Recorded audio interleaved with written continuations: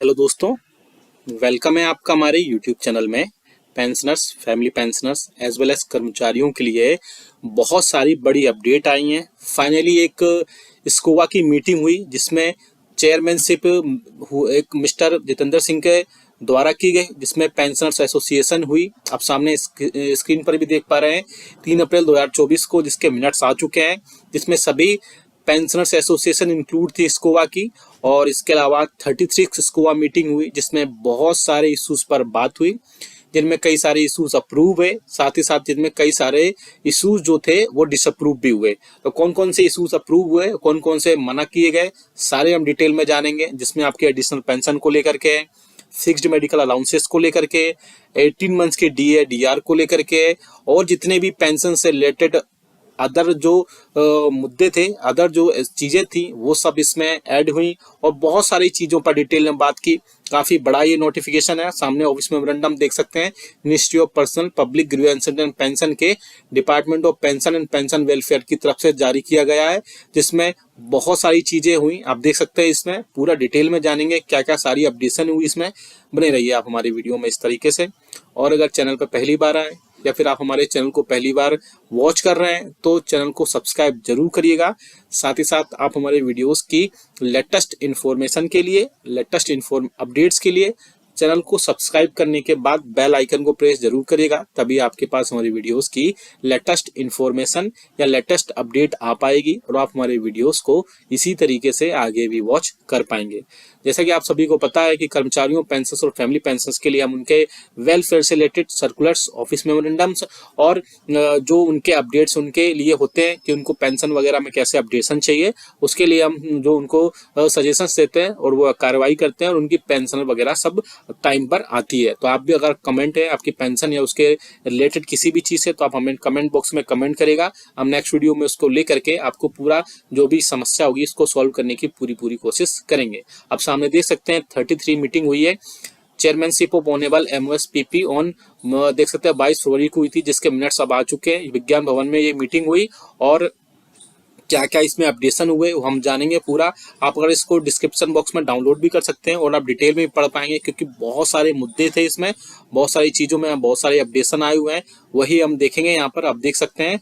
चलिए पहले बड़े इसमें बहुत सारे मुद्दे थे, लेकिन हम मेन मुद्दों को ही लेंगे, क्या एजेंडा था और क्या डिस्कशन हुई उन सब चीज़ों को लेकर के। तो आप देख सकते हैं सबसे पहला जो था कि सभी पेंशनर्स जो हैं उनके लिए एक health checkup, periodical health checkup होना चाहिए 6 मंथ में या फिर एनुअल बेसिस में। पेंशनर्स एसोसिएशन ने ये बोला था कि कम से कम 6 मंथ या 1 साल में ऐसा होना चाहिए। तो उसके लिए आप देख सकते हैं क्या यहाँ पर आया है, डिस्कशन या हुआ है, डिसीजन हुआ है एजेंडा आइटम का। तो आप देख सकते हैं पहला ये था, representatives of Ministry of Health and Family Welfare informed that pensioner desires of medical checkup can seek referral from CGHS wellness center may undergo the same at the impaneled hospitals under CGHS।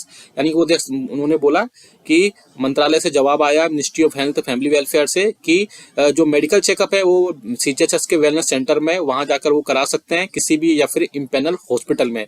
तो वहां पर अलग से ये ऐसा health checkup के लिए नहीं बोला गया। आप अपने सीजीएचएस के वेलनेस सेंटर में जाइए, वहां पे इम्पेनल हॉस्पिटल या फिर जितने भी हैं उनमें जाके आप ये सारी चीजें करवा सकते हैं। ये एक अच्छा डिसीजन गवर्नमेंट की तरफ से लिया गया है। अब देख सकते हैं मेन जो आया है आपकी इनहांसमेंट ऑफ एडिशनल पेंशन। तो एडिशनल पेंशन के रिलेटेड क्या था यहाँ पे आप देख सकते हैं, as per existing system additional pension is admissible after attaining the age of 18 years. आपको पता ही है एजेंडा ये था। It was suggested that after retirement at the age of 60 years additional 5% pension may be granted after every 5 years which will lead to 20% after attaining age of the 80 years। तो आपको यहाँ पे बोला गया कि आपको पता है कि आपकी जो 60 साल की सर्विस पूरी करने के बाद में आपको 20% का एक्स्ट्रा दिया जाता है, लेकिन और कोई दूसरे जो एज पर आप एनहांसमेंट एडिशनल पेंशन नहीं दिया था उसके रिगार्डिंग था। आप देख सकते हैं इसमें क्या डिसीजन लिया गया है। Joint Secretary Department of Expenditure informed that the matter has been examined and consultation with Budget Division of Department of Economic Affairs and the proposal has huge pension liabilities on account of old pension scheme and is also increasing year after year. Further, it is proposals, it is accepted. It is also likely to have a cascading effect on the government finances since similar demand would arise from the retired state government employees. Hence, due to financial constraints, the proposal has not been agreed to. तो इसमें जो additional pension की बात की गई थी, तो government ने बोला है कि उनके बजट डिवीजन से उन्होंने बात की और उन्होंने बताया कि ओल्ड पेंशन स्कीम के चलते उनके पास जो पेंशन की लायबिलिटीज हैं वो दिन पे दिन बढ़ती जा रही हैं। ऐसे में और स्टेट गवर्नमेंट के साथ भी सेम यही सिचुएशन है कि उनकी भी डिमांड ऐसे ही बढ़ रही है कि दिन पे दिन बढ़ती जा रही है। ओल्ड पेंशन स्कीम के खर्चे जो बढ़ते जा रहे हैं, इसके चलते वो इस प्रपोजल को एक्सेप्ट नहीं कर रहा है। फाइनली जो इसमें आप देख सकते हैं कि आपका एडिशनल पेंशन वाला जो इशू था वो कैंसिल हो गया है। अभी आपको एडिशनल पेंशन एज नहीं दी जाएगी, उसमें आप देख सकते हैं 60 साल से नहीं दी जाएगी। जो 5% पेंशन आपको देनी थी हर 5 साल में, एक्चुअली प्रपोजल ये था कि हर 60 से 65 साल के बीच में 5%, 65 से 70 साल के बीच में 5%, 70 से 75 के बीच में 5% दिए जाए। और ऐसा उसमें एजेंडा गया हुआ था, लेकिन एजेंडा को अप्रूवल नहीं मिली है। अगर इसको अप्रूवल मिल जाती तो पेंशनर्स के लिए बहुत ज़्यादा राहत की खबर होती, लेकिन फाइनली इसको डिसअप्रूव कर दिया गया है गवर्नमेंट की तरफ से। बजट डिवीजन से पूछा गया था, डिपार्टमेंट ऑफ एक्सपेंडिचर की तरफ से, budget department of economic affairs से, उन्होंने बोला कि ओल्ड पेंशन स्कीम को लेकर के बहुत ज़्यादा पेंशन की लायबिलिटीज़ हैं, जिसके चलते स्टेट भी ऐसा अभी नहीं कर सकता है। आगे आप देख सकते हैं फिक्स्ड मेडिकल अलाउंसेस को लेकर भी एक बड़ा अपडेट आया। आप देख सकते हैं पॉइंट नंबर 5 में, enhancement of fixed medical allowances to pensioners residing in non CGH areas in wake of increase in cost of medicine after कोविड-19, pensioners association suggested that the amount of FMA may also be increased. इससे पहले भी मैंने बताया था fixed medical allowances को लेकर के कई सारे अपडेट्स आए हुए थे। तो फिक्स्ड मेडिकल अलाउंसेस को लेकर के यहाँ पर एक बड़ा अपडेट आया हुआ है कि देख सकते हैं आप डिस्कशन क्या हुआ है यहाँ पर। It was inform that the meeting that the matter was examined in consultation with the Ministry of Health and Family Welfare, Department of Expenditure and Budget Division of Department of Economic Affairs. Department of Expenditure informed that the existing rates are based on the 7 CPC were effective from 1/7/2017, hence no further revision at this stage seems justified। तो आप देख सकते हैं कि इसमें भी मनाही हो गई है कि आपका जो 2017 से जो आपको 7 CPC के हिसाब से आपका जो फिक्स्ड मेडिकल अलाउंसेस था उसको नहीं बढ़ाया जाएगा, उसमें 1000 रुपये ही उसको किया जाएगा। उसके अलावा और भी कई सारे इसमें आप देख सकते हैं जो फिक्स्ड मेडिकल अलाउंसेस की बात की गई थी, उसमें भी अनमेरिड डॉटर्स के वगैरह ये भी फैमिली पेंशन में उसमें भी बहुत सारी चीज़ें आई हैं। आप देख सकते हैं इसमें क्या क्या डिसीजन, आप इसको रीड कर सकते हैं डिटेल में। चलिए नेक्स्ट की तरफ लेके चलते हैं। इसमें बहुत सारे जो इश्यूज थे आप देख सकते हैं, रेलवेज के लिए भी थे, उनके फेयर कंसेशन को लेकर भी कई सारे अपडेट हुए थे। आप इसको पॉज करके पढ़ सकते हैं, क्योंकि अगर ऐसा मैं वीडियो इसमें अपडेट करूंगा तो ये वीडियो बहुत ज़्यादा लॉन्ग हो जाएगा और आपकी चीज़ें इसमें पूरी कवर नहीं हो पाएंगी। चलिए आपकी नेक्स्ट जो बड़ी अपडेट आई उसको भी हम लेकर चलते हैं। इसमें नेक्स्ट जो अपडेट है आप देख सकते हैं सीजीएचएस के पोलनेस हॉस्पिटल्स को लेकर भी कई सारे अपडेट आए, जिनमें उनके लेके कई सारी चीज़ें बोली गई हैं। इसके अलावा सीजीएचएस के जो बेनिफिशियरीज है उनको अपना वार्ड इंटाइटलमेंट को लेकर भी कई सारे अपडेट आए, उनको भी देख सकते हैं हम क्या क्या वार्ड इंटाइटलमेंट कर सकते हैं। और सीजीएचएस के जो रेट्स हैं उनको भी लेकर के कई बार अपडेट आया है। आप देख सकते हैं कि सीजीएचएस के जो नॉन डिवीजन रेट्स हैं उनको भी आप यहाँ पर डिटेल में पढ़ सकते हैं। प्राइवेट हॉस्पिटल्स को लेकर के क्या इम्पेनमेंट को लेकर के क्या क्या चीज़ें आई हुई हैं वो भी यहाँ पे आप देख सकते हैं अपने। और चलिए आपको नेक्स्ट बड़ी अपडेट की तरफ लेके चलते हैं, जो कि आपको मिलेगा 33.9 पर। आप देख सकते हैं यहाँ पर चलते हैं, ये देखिए आप, delay in restoration of commutation amount by pension disbursing bank even after completion of 50 years of retirement. यानी आपका जो कम्युनिटेशन अमाउंट है वो पेंशन डिसबर्सिंग बैंक जो है 15 साल की सर्विस पूरी करने के बाद भी उसमें डिले कर रही है, इनको रिस्टोर करने के लिए, उससे रिलेटेड भी है। आज आप यहाँ पर देख सकते हैं as per CCN pension rule 1981 commutation amount is restored after completion of 15 years. However, it is found that commutation is not restored by pension disbursing bank after 15 years. Excess commutation amount has been recovered even for more than 1 year. This is happening in respect of pensioners who have retired during 2007 to 2008 due to implementation of 6 CPC. यानी कि 2007 से 8 के बीच में जो pension retirement हुए थे 6 CPC में, उनको उनकी कम्युटेशन अभी तक नहीं मिली है। अदर एसोसिएशंस में है similar problem due to introduction of Sparsh. और ये सब जितने भी सारी प्रॉब्लम्स हुई है स्पर्श के इंट्रोडक्शन के लिए हुई है, इस इंट्रोडक्शन होने के बाद ही हुई है, यानी स्पर्श के लागू होने के बाद ही हुई है। There is no accountability for excess deduction of commutation amount. Therefore, it is requested that excess amount of recovered from pension for more than 3 months to be paid to the individual with interest which should be recovered from the dealing officer and officials. If agreed, a letter may be kindly be issued to all PDA and departments. तो इसमें क्या आया, एक अच्छा government की तरफ से लिया गया है, जिसमें आप बोल सकते हैं कई सारी चीजें बोली गई हैं. PCDA informed that issue is largely related to defense pensioners in 2020 to 2020. ये आप देख सकते हैं कि डिफेंस पेंशनर के लिए स्पेशली कई सारे अपडेट्स आए इसमें. Sparsh portal was introduce and pensioners data started migrating from bank to Sparsh. 2020 में स्पर्श बैंक से सारा स्पर्श में हुआ, which was deficient. Anomalies arising out of incorrect distortion dates of commutation in cases migrated from bank to Spurs were taken up with the concerned bank for providing correct set of dates, start date and distortion date.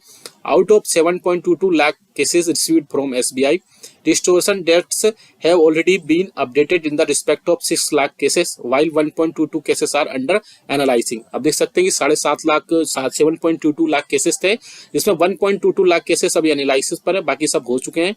Further cases having excess recovery of commutation identified as a result of above updation will be taken up for the reversal of excess amount after verification by disbursement authorities. Representatives of SBI said that whatever data is in the system, the same will be shared with Ministry of Defence. तो जो commutation को लेकर problem थे 2007 और 8 को लेकर के, उसमें भी कई सारे अपडेट कर दिए गए हैं. और इसके अलावा उसमें बोला गया कि 7.22 लाख केसेस थे एसबीआई की तरफ से, जिसमें से 6.6 लाख केसेस को अपडेट कर दिया गया है और 1.22 जो केसेस हैं उनको अंडर एनालाइज किया जा रहा है. नेक्स्ट आप देख सकते हैं जो कि बड़ा एक स्पर्श में लेके स्पर्श से रिलेटेड कई सारे इशूज थे, वो भी इसमें मेंशन किए गए हैं. आप देख सकते हैं delay in pension profile data verification and upgradation. आप देख सकते हैं इसमें बोला गया है it is observed that the pension data verification is not done even after 1.5 years with स्पर्श. आपका जो पेंशनर्स के पेंशन लेने में सबसे ज्यादा प्रॉब्लम होती है वो स्पर्श के लिए ही होती है, क्योंकि उसका जो डेटा है अभी तक वेरीफाई नहीं किया गया है. 1.5 साल बाद भी स्पर्श के in all matters the portal advises to contact your HO. Change the name of HO and address is not done in Spurs PPOs in spite of several requests, hence causing undue hardship to pensioners. तो आप देख सकते हैं कई सारे changes जो HO को दिए गए हैं, रिकॉर्ड ऑफिस को दिए गए हैं, लेकिन उसके बाद भी सारी चीजें होने के बाद भी पेंशनर्स को हार्डशिप्स का ये सारी चीजें की गई हैं. इसके अलावा 80 साल की सर्विस पूरी करने के बाद भी आपको अपना पेमेंट एडिशनल पेंशन का नहीं मिल पाया स्पर्श में, तो उसके रिगार्डिंग भी आप दिए गए हैं. देख सकते हैं PDA like banks and Spurs are not paying additional 20% even after completion of 18 years. Suitable instruction may please be issued for compliance of the system. तो वो भी आप देख सकते हैं इसमें क्या डिसीजन दिया गया है, वो भी यहाँ से देख सकते हैं. Controller PCDA informed that pensioner data verification is being done when pensioners portal account is created and accordingly user name and password is shared with pensioners. आप देख सकते हैं पीसीडीए के जो डेटा वेरिफिकेशन था वो कंप्लीट होने के बाद उनके यूजर के जितने भी यूजर नेम और पासवर्ड थे वो शेयर किए गए पेंशनर्स के. इसके अलावा pensioners are not being provided access to change their office name financial part. इसके अलावा पेंशनर्स ने कई सारी चीजें उसमें अपडेट भी नहीं की. As and when issues are reported the same are being rectified by PCDA office, HOO being the custodian of service records of pensioners and the correct PPO or any data can be notified. Update through request initiate updated to approved by the HAO and PAO. यानी कि इसमें बोला कि बहुत सारी चीजें जो update नहीं हो पाई है वो अपडेट हो रही हैं. इसके अलावा जो मेन प्रॉब्लम थी वो देख सकते हैं आप रिगार्डिंग जो मेन प्रॉब्लम थी 18 ईयर्स सर्विस पूरी 18 ईयर्स की करने के बाद भी उसमें जो आपकी एडिशनल पेंशन थी उसको नहीं किया गया था. उसमें आप बड़ा अपडेट आया वो आप देख सकते हैं. बड़ा अपडेट था regarding non payment of additional pension on completion of 80 years. It was informed that the approximate 3.8 lakh cases where date of birth of pensioners और फैमिली पेंशनर्स नॉट अवेलेबल. सबसे बड़ा मुद्दा यही था कि जो 3.8 लाख केसेस थे वो उनके जो डेट ऑफ बर्थ थे या फैमिली पेंशनर्स के डेट ऑफ बर्थ थे वही नहीं चेंज हुए थे, जिसके चलते डिपार्टमेंट ने कई सारे एक्शन लिए. आप देख सकते हैं यहाँ पे in about 1.4 lakh cases where only date of birth year of birth is available. The year of birth is being converted to date of birth 1 January of next year as per rules और orders. तो आप देख सकते हैं जिनमें 3.8 lakh cases में से date of birth में सिर्फ 1.4 लाख केसेस ऐसे थे जिनमें सिर्फ ईयर ऑफ बर्थ लिखा गया था, डेट ऑफ बर्थ नहीं लिखा गया था, जिसके चलते 1 जनवरी से सारी चीजें रूल्स और ऑर्डर्स में चेंज किए गए. आगे आप देख सकते हैं the list of missing date of birth in about 2.4 lakh cases has been shared with record office for updation. The department is also updating date of birth on cases of case basis as per availability based on the inputs from pensioners. बाकी जो cases थे 2.4 lakh cases वो date of birth के basis पर pensioners ने जो inputs दिए उन सब चीजों में अप्रूव करने के बाद ही उनको सारी चीजें की अपडेट की जाएंगी. तो धीरे धीरे अपडेशन का काम चल रहा है. आपके बहुत सारे मुद्दे इसमें लिए गए हैं और